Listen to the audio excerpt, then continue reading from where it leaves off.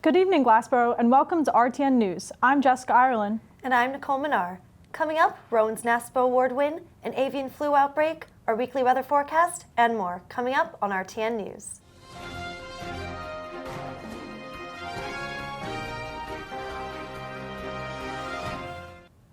Welcome back. I'm Nicole Minar, and this is RTN News.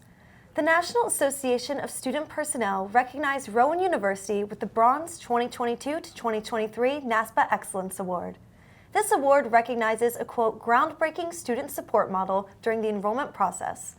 To achieve this feat, Rowan's Division of Strategic Enrollment Management, SEM, worked with 52 individuals from 16 departments to track data to improve the student onboarding experience.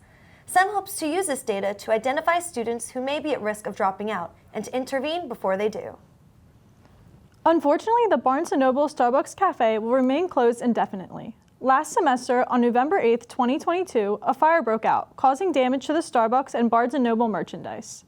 The store has been putting forth effort for 3 months in hopes to provide students with the coffee and books they love. However, the cleanup process and the process of going through the insurance company has placed an unknown timeframe on reopening the cafe. This unfortunate series of events has left Barnes & Noble a bit emptier than usual, but the store is still open and students are encouraged to come in to study upstairs and browse the books. The employees are eager to get the cafe open soon so students can come in to get a coffee. Stay tuned for an open date in the Rowan Announcer. Philanthropist John H. Martinson got a surprise from College of Performing Arts students to celebrate and recognize his generous multi-six-figure gift that made the launch of Rowan's new marching band possible. As Martinson dined with several Rowan University leaders in the Chamberlain Student Center dining hall, more than 60 students entered playing various instruments, concluding with the big reveal of their new marching band's uniform.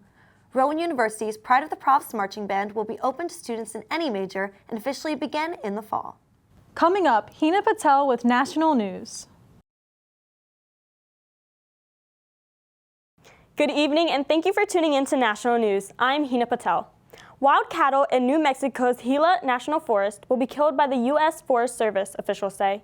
Aerial shooting of the cattle will take place from February 23rd to February 26th. The feral cattle have created problems in the Gila National Forest since the 1970s. According to a memo from the Forest Service, feral cattle are defined as cattle that don't have brands, ear tags, or other signs of ownership. Currently, these untamed cattle are causing 2 problems, one being that they are aggressive towards humans, such as the hikers, and 2 being their intensive grazing habits that have damaged the environment and harmed native species' natural habitats. The cattle's trampling and eroding stream bank have also damaged the water quality. The service has also said that they will work with ranchers to locate and remove branded cattle that may have strayed into the Gila wilderness over the past few years. In other news, numerous animals have fell victim to the avian flu. Hundreds of wild sea lions in South America, a farm of minks in Europe, and more than 58 million poultry birds have died. In the U.S., the most recent wave of bird flu has struck in 17 mammals and more than 160 birds. The specific virus of the avian flu, H5N1, has been the largest outbreak since it surfaced as a concern in China in 1996. The total amount of H5N1 circulating has heightened the risk the virus could spill over into other species, develop the ability to transmit among people, and become a pandemic.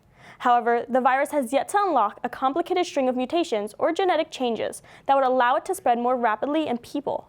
As of now, the risk to humans remains low. That's all the national news we have for you tonight. I'm going to hand things back over to my friends at the desk. Thank you for watching. Thank you, Hina. After the break, we have Autumn McCann with our weekly weather forecast.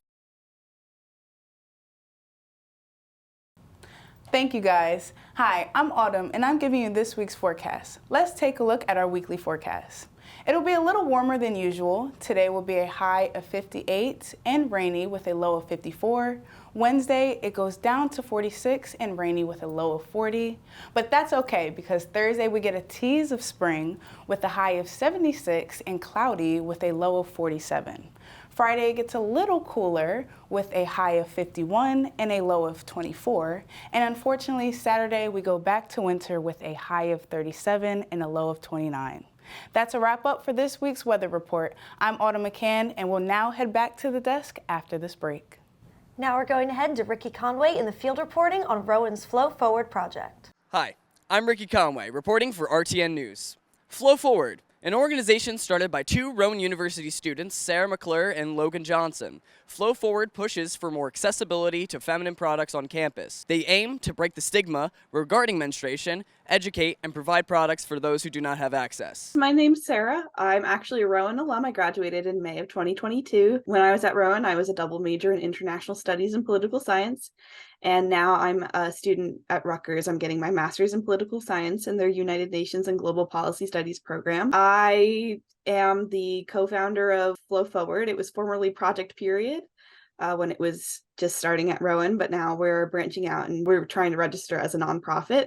And our official name is Flow Forward. My name is Logan Johnson. I am a co-founder of Flow Forward, and I'm currently the president at our Rowan chapter. We just had this vision of an organization focused on advocating for menstrual equity, advocating against stigma, providing education on different types of menstrual products, particularly those that are more sustainable, and then just helping to alleviate the burdens of period poverty on our campus, at least. When starting the organization, Sarah McClure and Logan Johnson offered service hours, held events, and drives to move the organization forward. One of their events involves packing monthly packs of feminine products and distributing them to bathrooms across campus. Our goal is to get free product machines in the academic buildings.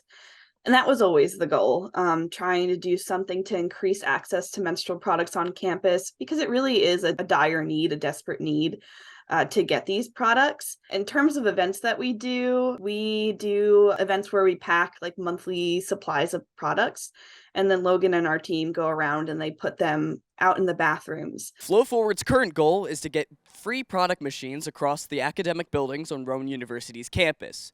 They have started a petition that has been shared online and at the time of recording has 383 signatures so far. For this semester, we were like, let's just hit the ground running and get this done. Like, let's actually start making our way to confronting administration. So that was really what we're trying to do with this petition, is get like as much of the student body as possible to show that this cause is worthwhile.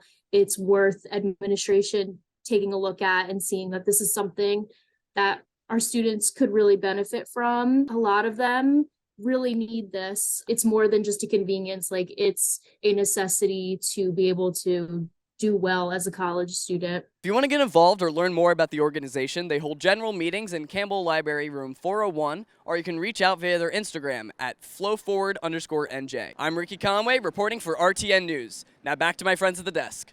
Thank you for tuning in. This was RTN News. I'm Jessica Ireland. And I'm Nicole Minar. Good night, Glassboro.